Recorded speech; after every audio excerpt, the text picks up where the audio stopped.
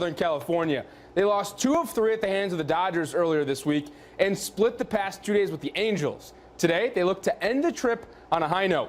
Minnesota scored 6 runs yesterday and looked to keep it going. The only time the Twins got to the Angels starter Shohei Ohtani was in the 3rd. Carlos Correa, he goes to the right center field gap. The double is going to bring in Joey Gallo. That was the only run the Twins were able to get in the first 7 innings. Pablo Lopez got the start for Minnesota. He gave them every chance to get ahead in the early stages. 9 strikeouts in 6 innings, including this one in the 3rd that freezes a batter. The 4th was where the home club got their first across. A fly ball, center field. It's going to be caught deep enough to score Hunter Renfroe. Gio Urshela credited with the RBI. In the 7th, this ended up being the biggest hit of the day.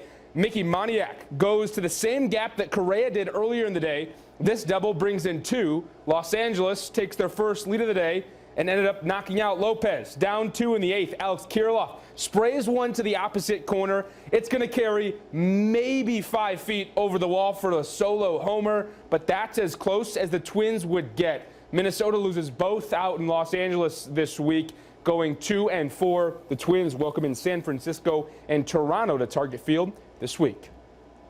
The West Region baseball and softball regular seasons officially ended Friday.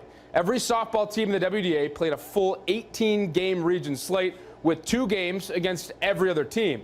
Baseball was a bit more scattered, teams playing anywhere from 15 to 18 games in the region.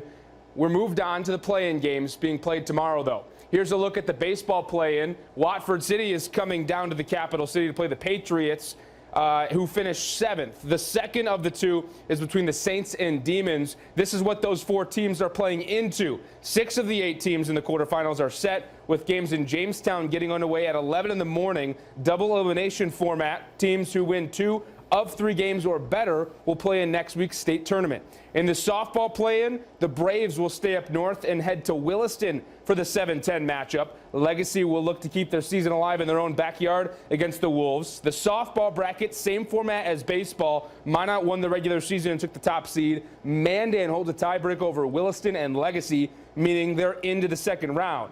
Times of day 1 out in Dickinson are still to be determined. Brian O'Gorman was able to write down a 1 today on his scorecard. He had a hole-in-one on hole 3 at Riverwood from 126 yards out. It's time for the best thing I saw this week. This weekend was the PGA Championship. Michael Block is a 46-year-old club professional from Southern California and qualified his way into this weekend's major. After shooting 70 on both Thursday and Friday, he made it to the weekend. He was hanging in with all the famous names in golf on Saturday, and on the 15th hole Sunday, one of his swings became one of the greatest moments in PGA Championship history. The 15th. The fairy tale story gets better. A hole-in-one for Michael Block.